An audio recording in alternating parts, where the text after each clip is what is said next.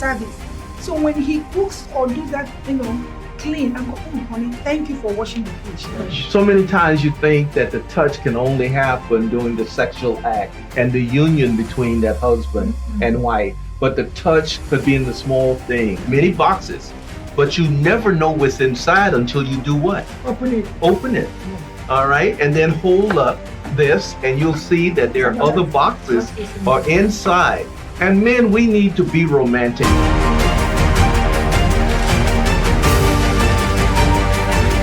Keep it real. Welcome to another episode of Keeping It Real TV. Today, on episode 35, we are going to be talking about marriage, ministry, marketplace, and how do you put all those things together. We are your co-hosts today, Brian Bartholomew, and we also have Angelique Bartholomew, and a special guest, an extra special guest. You all know him, Dr. Keith Rolle. Welcome. Thank you. Ta-da. So let's jump right into it. Angelique Bartholomew. Yes. We're going to talk about marriage first, and I'd like for you to share your biblical principles on marriage. And then get the sponsor. I definitely want to acknowledge our sponsors. I think Brian and really appreciate the opportunity for us to come on the show to talk about these very critical topics. I think that they definitely matter, and I'm really excited to have Dr. Kay with us today.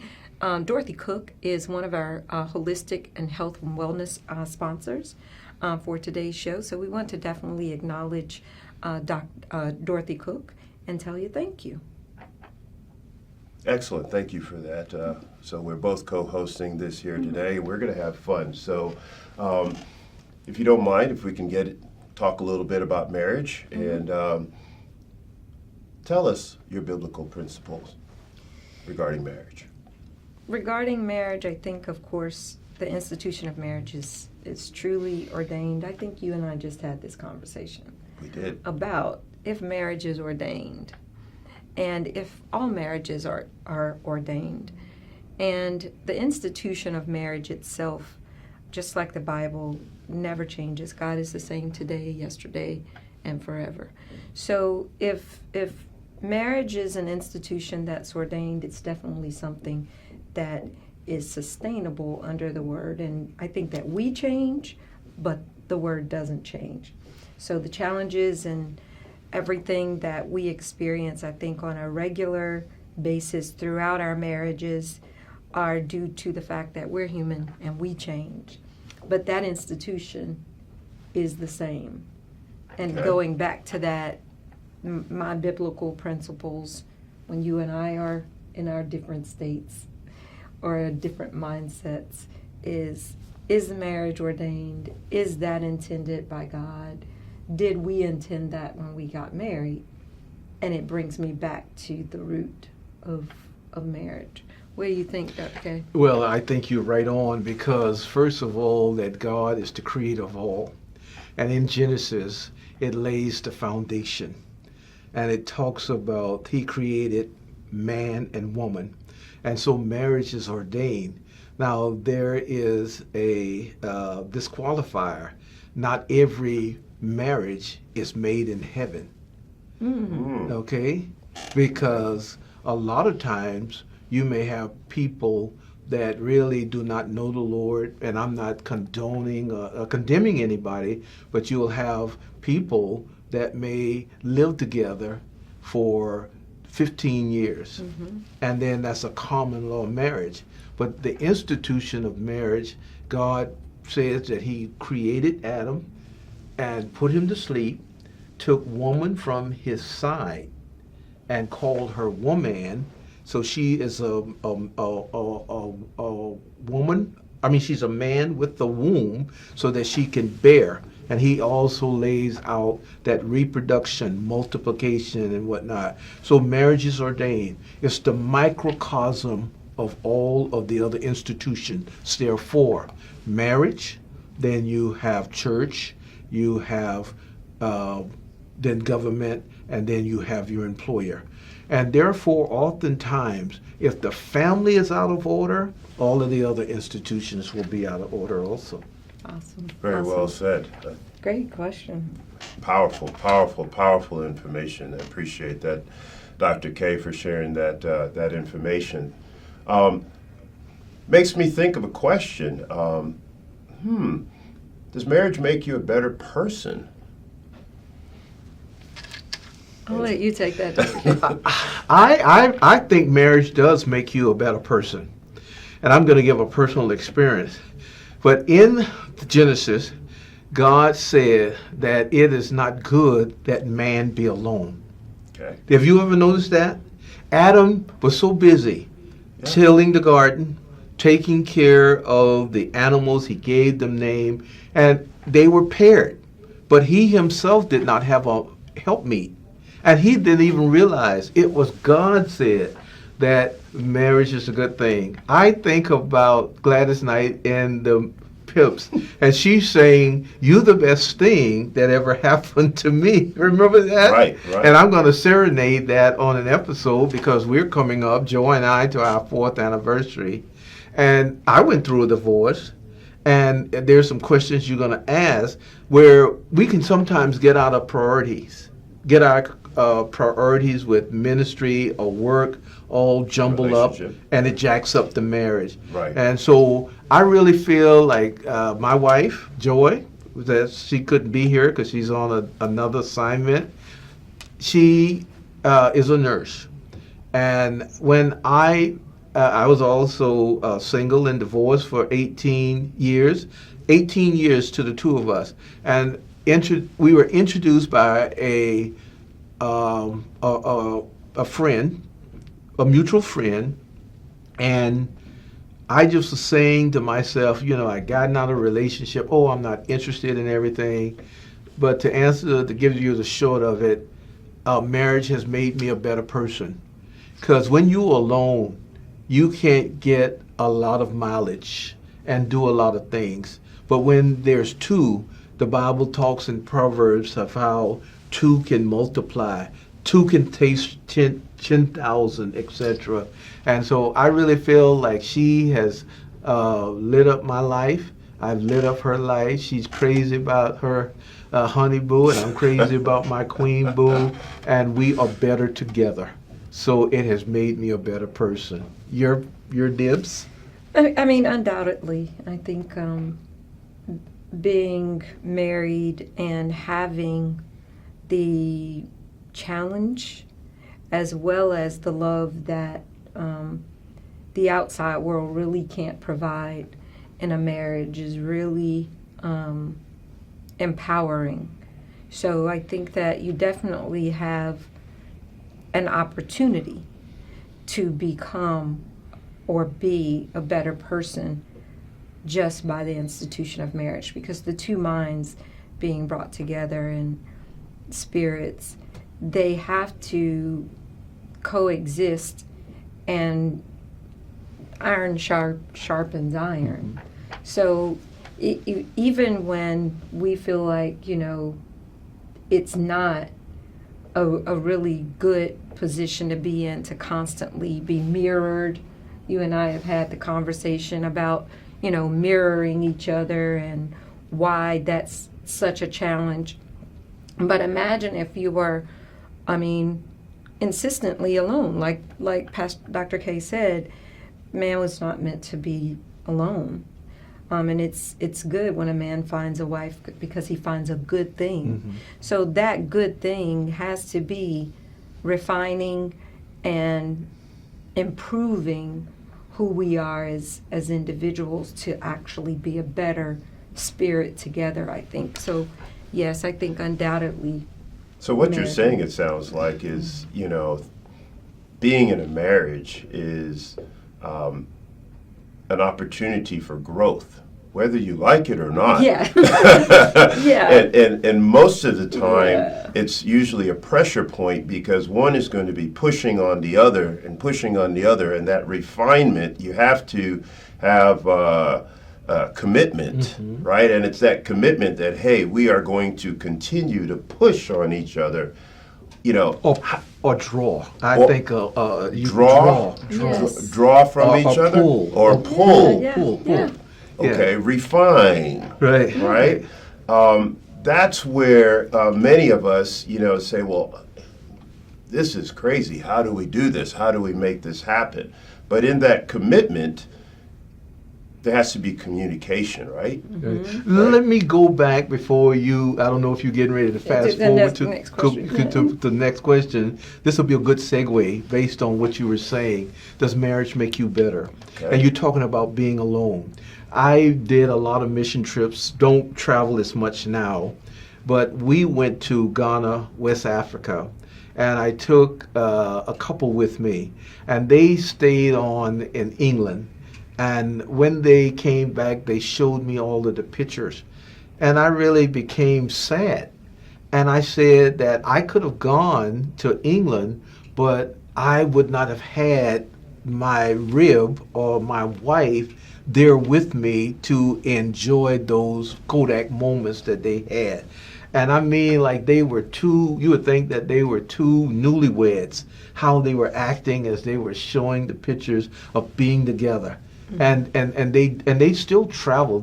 Oh my God, he's almost I think he's 69 now. And I said, my God, y'all gonna make y'all a home in South America because they're always down there. I was on I do Keep It Real also radio, and I had a couple on last night.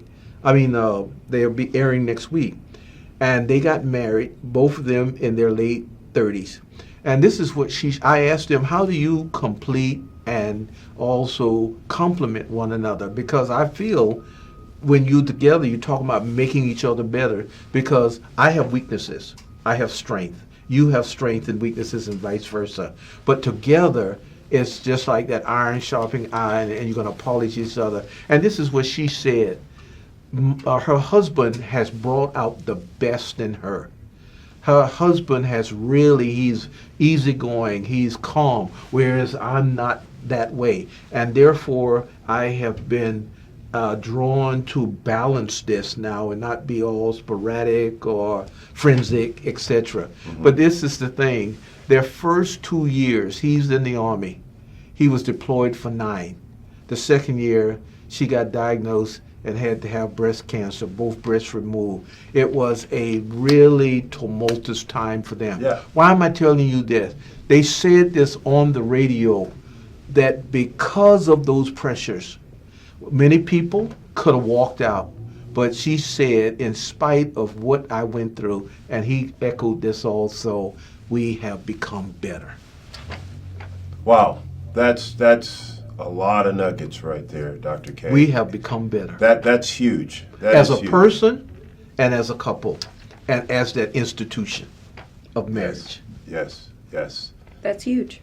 I mean, that right there, guys, if you didn't get that, you need to rewind and get that again, because what Dr. K just shared about marriage and how it works, and the importance of being together and working together, and iron sharpening iron, just right there. That's the catalyst. This came for out everything. of the couple's mouth, not mine. I'm just only resonating and reverberating what they said to me. But that was powerful. And you know, sometimes when you are hosting people on the radio, or in TV, like we are here in the studio today, sometimes it throws you off because you may not be expecting that answer, and you gain so much nugget, and you don't have time to write it down because you got to go back. I have to go back sometime and rewind this and listen to this again. Absolutely. Because it could be an anointing on something there, Yes. and then you go back and that same anointing, that what you felt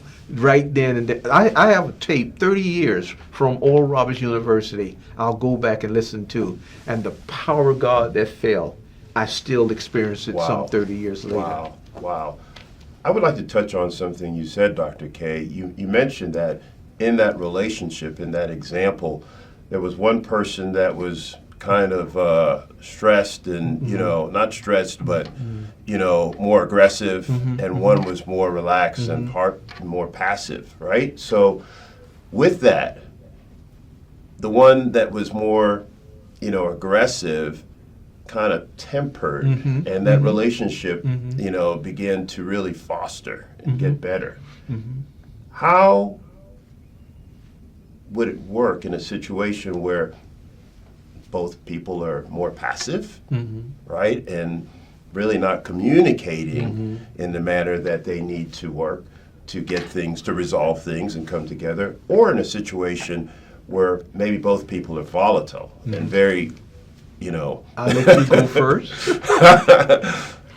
For me, I think that the challenge is definitely going to be where it's identified, communicating. This is truly where the communication comes in, and the desire to work at improving or moving the status quo of the relationship or the character that is brought into the relationship. It's really going to require both meeting of the minds.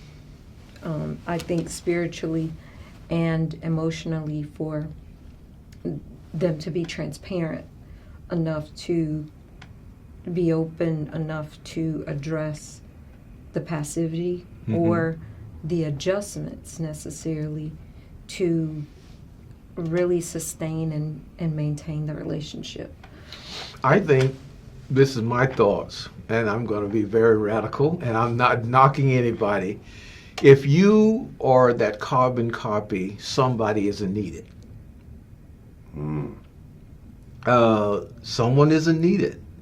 And therefore, if you look at AC, DC, the outlet, and therefore somebody's a plug and somebody is to be plugged into. Now, there needs to be a reciprocity. I had a situation where some friends got divorced, and it just really kind of rocked the children's world. And I had an opportunity to go out, and she wanted to talk to me. And she said this, whereas, they weren't both the same, passive, but she was a passive person, and she said, I would always give in. She never communicated her feelings. And therefore, it left her bankrupt as a person. And therefore, sometimes people, when they go through divorce, if they're like that, they have lost their identity, they've lost their personhood, and they have to now find themselves.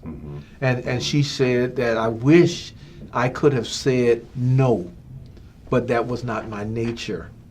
And then getting back to the person that had the breast cancer and her husband calm, he stays the same. Man, you should have heard him on the interview, and he's so much like his dad, jovial and whatnot. And she said this, that she was like this, but she hasn't lost who she is, because you need to maintain your identity.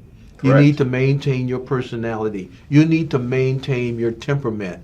But I am glad that my wife will tell you I'm the organizer and she is the charismatic one.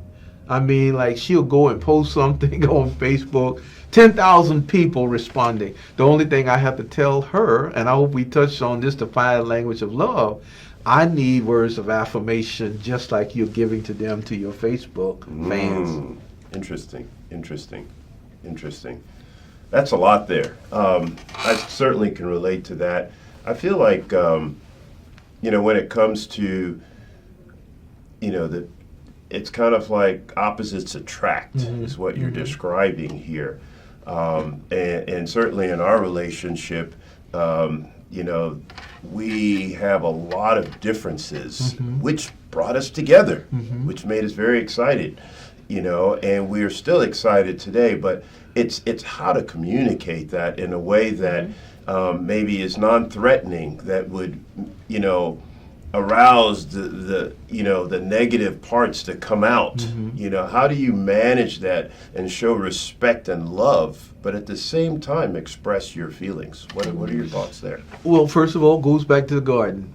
Adam wasn't superior. God didn't take a bone from his head that he would rule over Eve.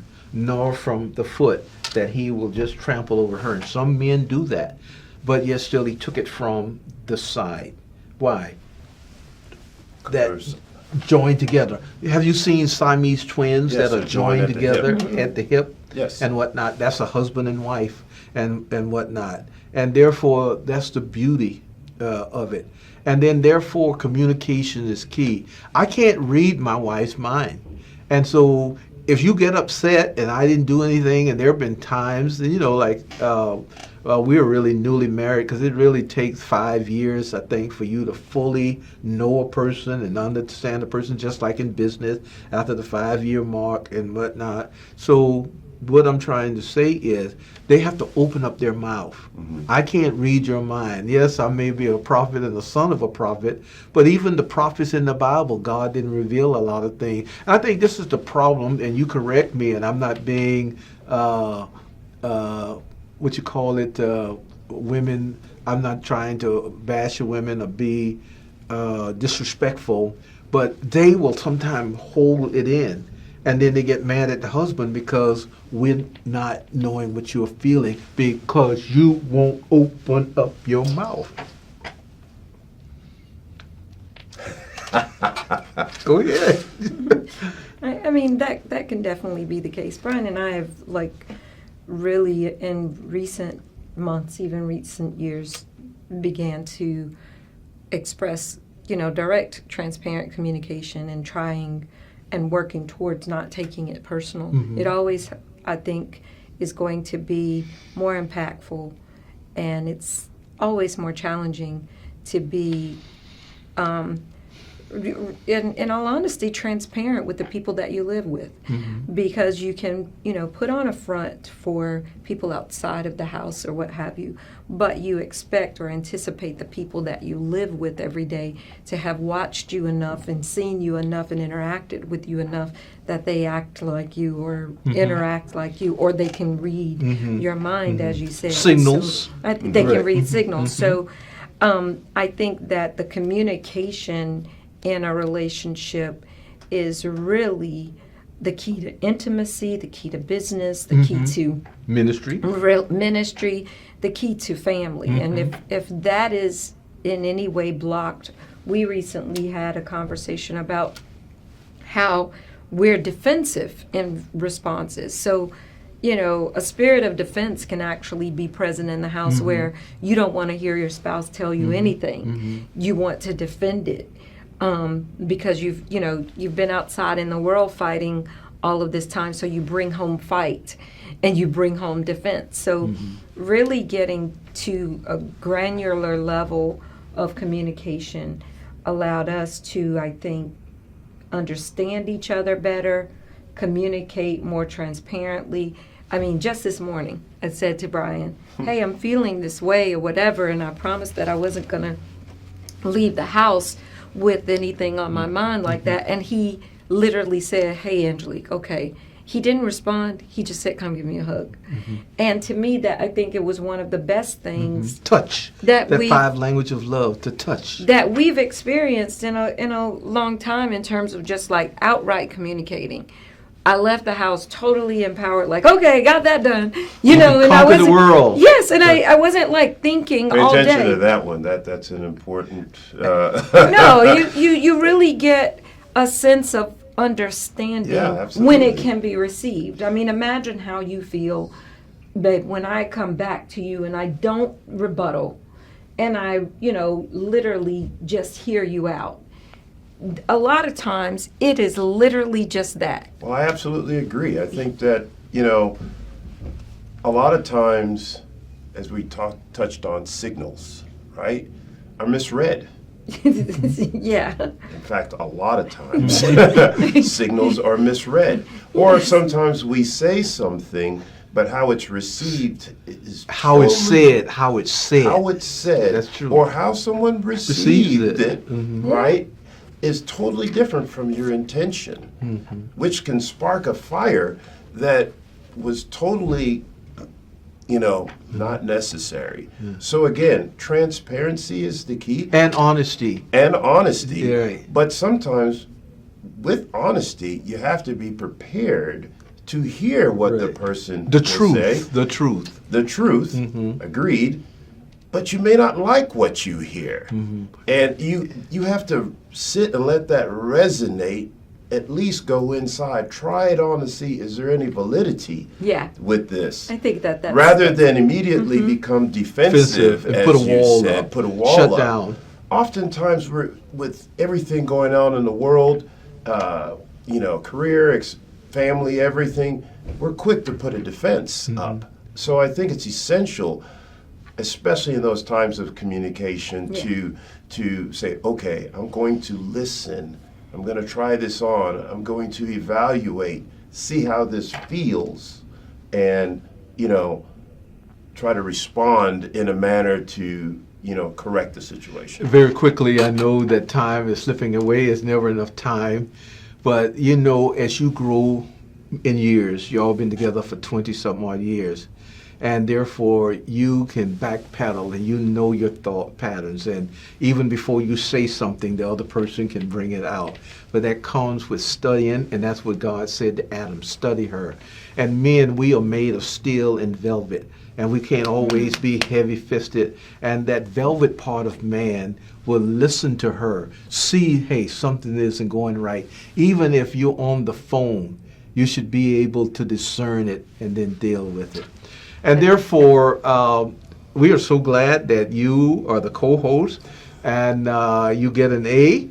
And if we can put up their bio so people can see who they are, and then put up their social media information. They're realtors and also global ambassadors. And therefore, you can contact them. And this will be our co-host. There'll be times that Lady Sister Joy and I won't be here. In fact, we're coming up on our 4th anniversary, and we're going to get away. So we want you to keep it real. And if you can put our sign up, and Brian and Angelique will give us the last word. Well, I just want to say congratulations to you and Lady Joy for your 4th year anniversary, first of all. Secondly, thank you so much. It's been an honor and a pleasure to co-host. This is a big chair to fill. Hopefully, we together have done a decent job. We are excited and looking forward to everything possible in terms of making it real. And you have a little graphic art that you want to show them, since we've been talking about communication.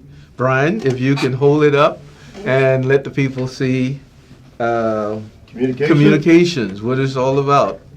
Just turn it to the camera and let them see it. All right. Communication. When she first got married, she thought it was ideal. Then it became an ordeal, and she began looking for a new deal. So just listen, and therefore come together, and you won't be looking for a new deal, because she is the real deal, and the grass is not always green on the other side. Amen. Thank you.